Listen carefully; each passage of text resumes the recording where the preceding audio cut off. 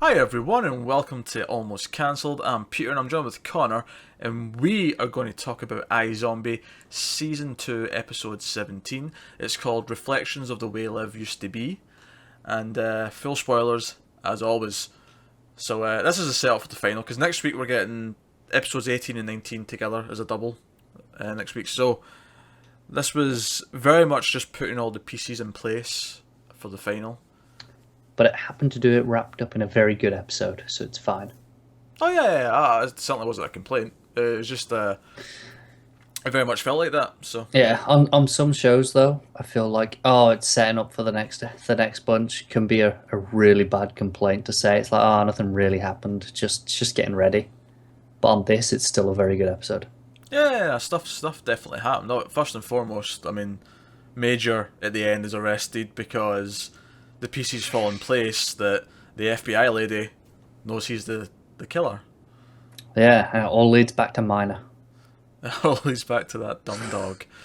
Um, and obviously, the last episode ended with Ravi confronting him, and Major actually fills him in this week, and that was that was nice. It was nice to finally see him just tell someone about it. Yeah, I feel like this has gone on for actually quite a long time with him keeping this secret. Basically, all season. Most of it, yeah, you're right. Because it was the first few episodes that this set all this up. So, Hmm. so that was pretty cool, and I like the. This could have felt forced, but I did kind of like the way he talks Ravi out of telling Liv. Yeah, you're right. It could have felt really forced, but it didn't even cross my mind because it just worked. Yeah, it just made sense, especially since like it's almost I almost think Ravi still might have told her, but then she comes back and tells him that I just roughed up this guy in Mr. Bossy's place. I did love that scene where she goes in and then you hear all the beat 'em up sounds, and the Yeah. receptionist is just like, he's just getting on with it, and then she walks out instead. Especially since we've never really shown her to have that kind of ability. Nah, she's still on stripper brain though. Yeah, She went psycho stripper on him. yeah. Which is funny because I don't think that's really happened before where we've started an episode and she's still in the brain. It's happened a couple of times. I remember a couple of times this season where she's still been on the brain and she's mentioned having to get off it and get onto another one instead. This is definitely the biggest example, though, I think. This is definitely the biggest example of her acting like that brain, but she's definitely mentioned being on them a few times. Well, she's mentioned it, but I think I don't remember her ever acting still like the last episode. Hmm. Um, and also, what marked her first is obviously because Major's a zombie in this episode and he eats a brain. He eats one of the brains that we've already had Liv eat, which is cool because then he starts acting like she was a couple of episodes ago. But it also was cool just to see someone other than Liv act like the brain because I feel like Blaine never really did that. He did a little bit. Like, No. I feel like Blaine, like when he was on the intelligent brain, he dropped some more knowledge, but he didn't really change his personality. yeah, I feel like the most direct we've got was her boyfriend zombie, that whose name I can't remember, the one who got killed. Yeah. He did it quite a bit. Yeah. He did it quite a bit. That was a long time ago though, but it was really fun to see Major do it. You're right, it was a lot of fun, and him just being like, it's cool, whatever, just keep going, it's all good. I particularly liked Ravi's. Can we just play hooky and follow him around all day?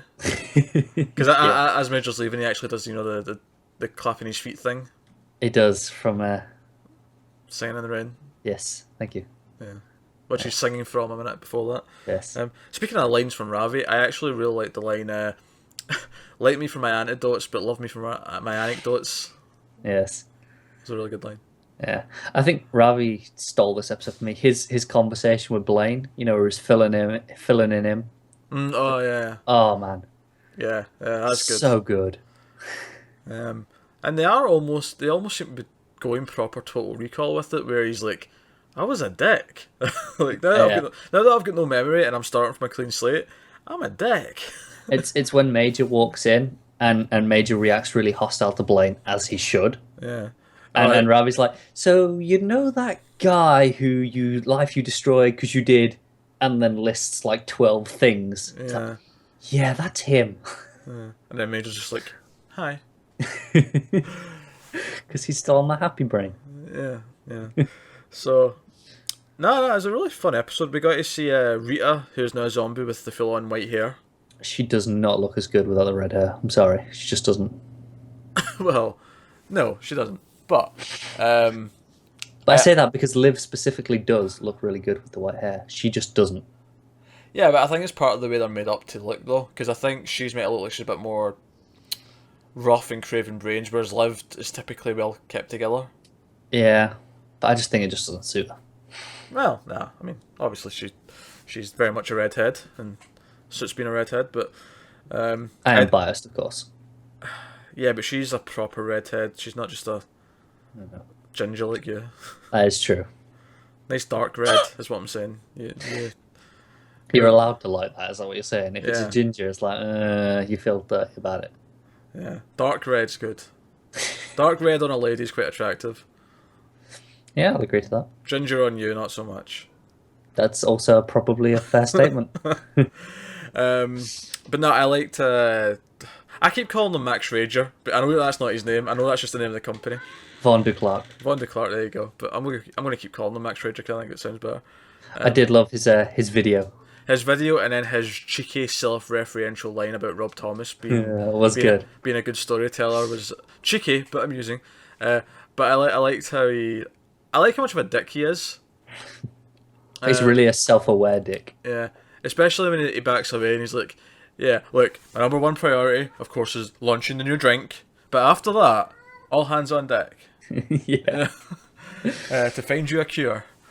And he's like, "And we're keeping you locked up because you're a danger to society. More specifically, me." So, and I just love how he's so selfish, but he knows he's really selfish and isn't afraid of just being like, look, sure you're going to kill everyone else, but I care about me more than everyone else. yeah. Obviously, the rest of the plot of this episode was the college girl who dies. We get a return of one of the bros from the start of the season, who's happy to see Liv, but Liv's changed, of course. So he really points out with that really meta line, it's like, you changed, bro. it's good. So that stuff was fun. It all comes back to the dad from Veronica Mars, the other detective who's in Vice, Yes. and what he's been up to with using college kids as informants and trying to use them in sting operations. I really liked how this tied into Blaine's. It's not Blaine in this episode, but Blaine's Yeah. overall empire, I suppose. Yeah, with the bald guy and big white Skinner. The big dude. What's his name? I Guy call with him, the eye. I call him Skinner because he looks like Skinner. He does look a bit like Skinner, but eye patch guy with no voice. We should know his name by now. Chief, they call him Chief. Chief, that is it. That is his name. You're right. I like that scene. Yeah, I like when he fucking decked that cop. Yeah, I like how he put the money back down because he'd heard that it was marked, and he's like, "Well, fuck, I need to leave this now." He looked so pissed that he had to leave behind $3,000. Yeah, as you would, of course. I do think that guy does a very good job of acting with no lines at all. Yeah, he does all right. I thought the plot with the detective was interesting because it was really mostly to serve as how other cops see Clive, and it kind of gives him motivation to want to go to the FBI. Yeah, because no one there actually likes him. Yeah, because the other cop calls him Serpico. Yeah. And I've not seen the movie. It's one that's been on my to watch list for a long goddamn time. But as I understand it, he wasn't very much liked because if another cop was dirty or doing something they weren't meant to, he would, Call them out. yeah, he would bring it up and get them in trouble for it. So that serves as any sort of his side of things and gives his character motivation, which is good. I also really like some of the moments between him and Liv, and when Liv reveals that she was dating the undercover cop and that he's missing. And Yeah, I think that scene was especially good because it started with him going, "Oh, it's guy trouble. I don't want to know." yeah, he's like, I don't care, I don't want to know. And then later on, he says to her, "You can tell me almost anything." Like it feels like they are more like friends now, almost. Yeah, rather than just co-workers. Which I think it's all setting up for the fact that in the next 2 episodes he's going to find out. Yeah, I think they even point out to it really obviously in this episode, other than the fact that obviously he knows about the human brain stuff from the past. But the other cop was saying one of his people were saying that they were working for zombies and in front of Clive. Yeah. So, no, good. If I have one criticism, not so much about this episode specifically, but just as a whole, this one kind of made me realise, is Major, one of the last zombie that we know Major froze was actually the Blake, the cop boyfriend. Drake. Yeah, there you go. I took a stab in the dark. And You're close. One left. I was. But the fact that he's not told Liv is because he doesn't know that's who that is. For him, it's just the next random person on the list. But that all hinges on the fact that he's happened to have not seen him while he's going in and out of Liv's house and so on. And I feel like it's the same thing with Rita. I feel like It went a long time. Yeah. I feel like so much of this season hinges on the fact that certain characters just never ran into each other. The thing is, I can kind of buy it because for the first half of the season, Major and Liv weren't even on speaking terms. Major was living with Ravi. He didn't want to talk to Liv. No, I mean, when I say it's a complaint, it's not a serious complaint. It's minor. It's just something that I kind of noticed. I'm like, yeah, that's now the second major example of this. And not even that. Fucking Blaine with Peyton. That does remind me, though, of my actual favourite scene in this episode. It follows on from something last week. You know, with Peyton, how she was just waiting for Liv's vision? It was this one where Liv had organised all the cutlery and the glasses, and then she runs out and she's like, sorry about the mess. And Peyton's like, you better fucking not eat a new brain before you clean this up. That was quite good. I did like that, because she just has no idea how it works. But no, that's iZombie this week. It's a solid episode setting up the final. And obviously it seems like it's going to be an action-packed double. So yeah, they did say it will be the closest they'll ever do to a traditional zombie movie. So that's exciting. It is.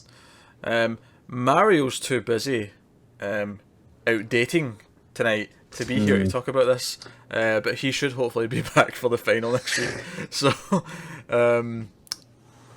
yeah, that's iZombie this week. Of course, let us know what you think below in the comments about iZombie this week, and where you think it's going, and favourites and least favourite moments, and blah blah blah blah.